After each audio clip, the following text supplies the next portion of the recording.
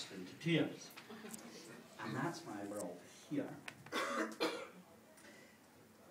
Now, many of you here tonight are family and friends. Many of us here tonight are pupils and students who have gone on to live our own lives. I'm not referring to my notes. And I really want to speak on behalf of all of you. I haven't spoken to you yet. Of all of you whose lives were changed by this woman. Because the reason people get honoured by their state, by their government, by our monarch, is because they've done more with their lives than they might have done. And like all great teachers, they don't just teach you to make the best of what skill you've got, or how to turn off your motor. They don't just teach you to do that, to make the best, to teach you a skill, to make the best of your talent. They also teach you confidence. And they teach you that you can do more than you thought you might. That's what great teachers do. Pat, you are my teacher. You were, always will be. But like so many people in this room, I hope I'm your friend and even family. Because we are that.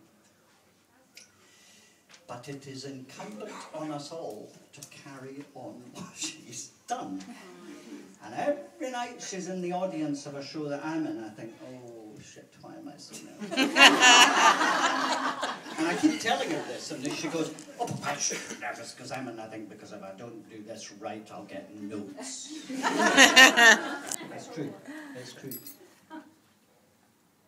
I'm going to try and just say a little bit on behalf of all of us that were her students and pupils.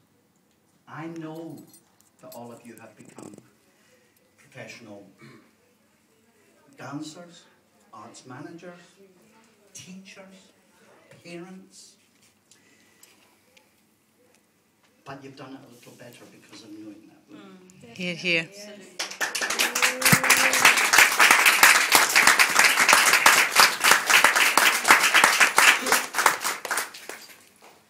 And the other thing she taught me was discipline.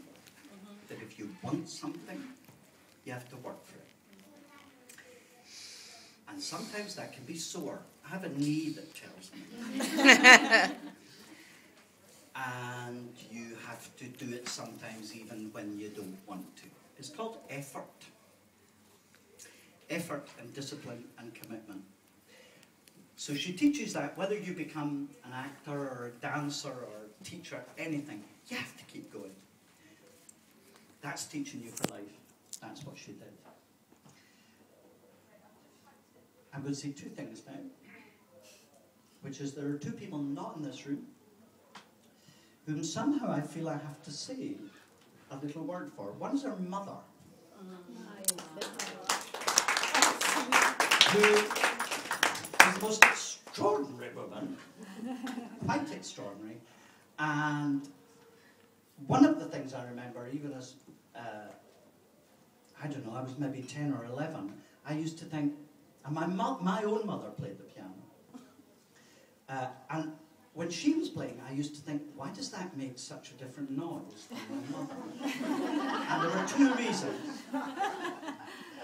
One was that she was always shouting while it was going on. Things like, smile! Turn now! Point your feet!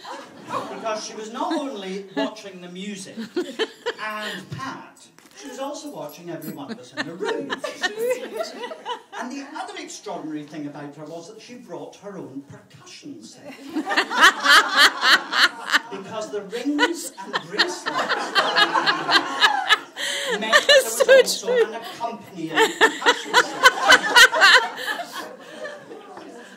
And the other person that's not here is her dad. And my favourite, she knows this, Pat knows this, but other members of the family might like to know this. I remember once being in Great King Street, and your dad took me down into the surgery because there was so much going on upstairs he had to escape. he just had to escape. And we were in the surgery, and he said to me, I was tiny. I was like one of these photographs. Still are. And he said to me, what do you want to do when you grow up? He was a dentist, by the way.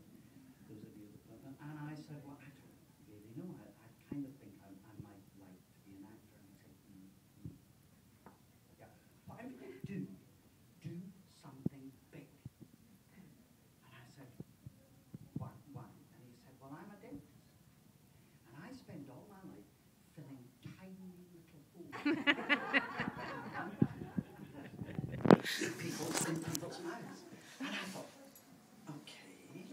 And I said, right. So if you could do something else, what would you like to do? And he said, if I come back, I want to do something big. Like washing elephants.